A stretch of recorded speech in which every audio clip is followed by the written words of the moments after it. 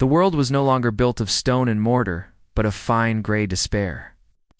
It was the dust of the forgotten age, and it clung to everything. It sifted through the broken arches of Ethelrune, coated the lips of the living, and buried the memories of the dead.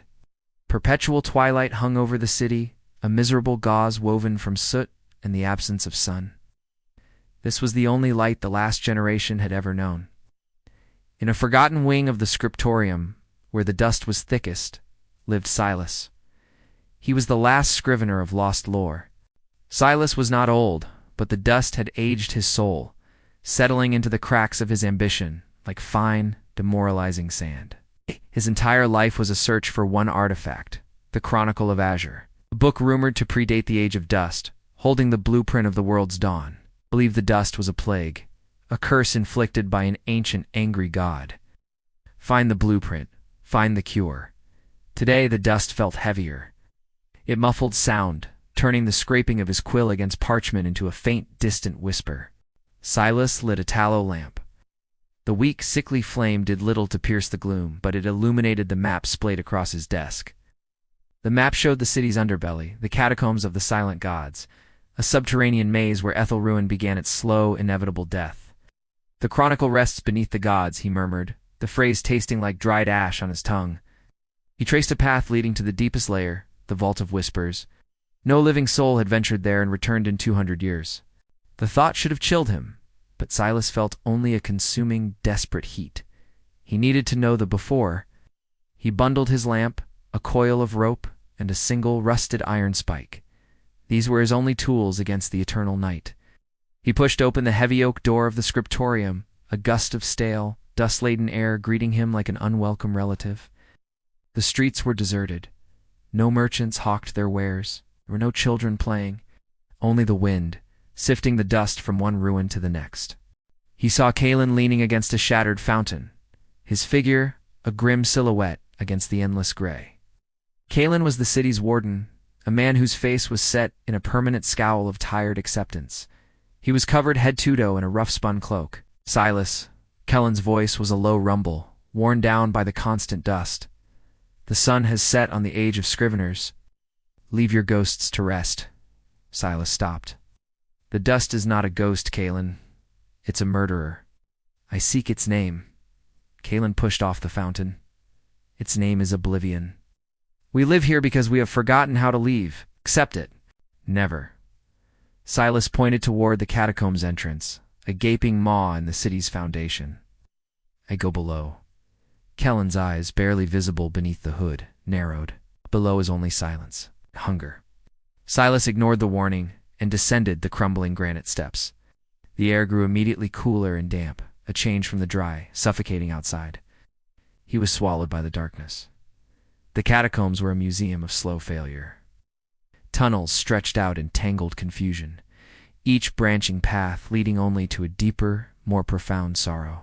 The dust was still here, but mixed now with groundwater, forming a thick, clinging mud that sucked at his worn leather boots. He passed crypts sealed with iron gates that had long since rusted into skeletal frames. Names were carved on stone slabs, but the dust had worn them smooth. Here, beneath the earth, the silence was absolute. There were no echoes, no drip of water, just the soft, wet slosh of his own movements. Silas used the rusted spike to chip away debris, following the ancient markers on his map. A stylized serpent, a coiled key. Hours blurred into a single, aching effort. His lamp flickered nervously, casting dancing shadows of ancient beasts and forgotten kings. He realized the silence was unnatural. Even in the deepest cave, there should be the noise of the earth settling. But here the earth did not settle. It held its breath. He reached a vast, circular chamber, the Vault of Whispers. The chamber was supported by colossal, fluted pillars, each engraved with a single colossal eye.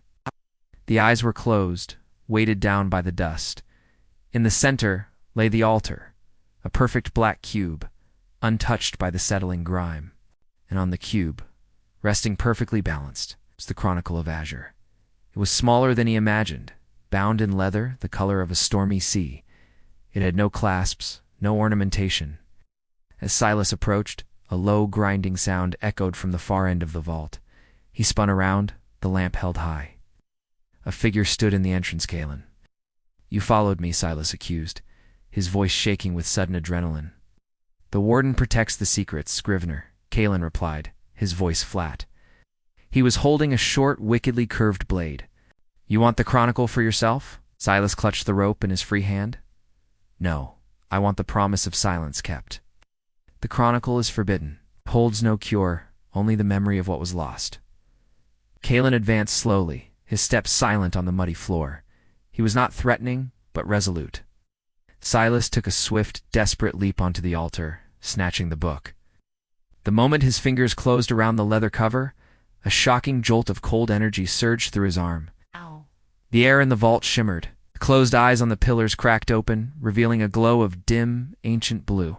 Kalen hissed and shielded his face. Fool, you have awoken the Watchers. Silas ignored him, tearing the book open. The pages were not paper, but thin sheets of polished brass, covered in script, that pulsed with the faint blue light. He couldn't read the script, but as he stared, the light flooded his mind, bypassing his eyes entirely. The truth arrived, not as words, but as a cascade of unbearable crystalline memory. The dust was not a curse, the dust was us.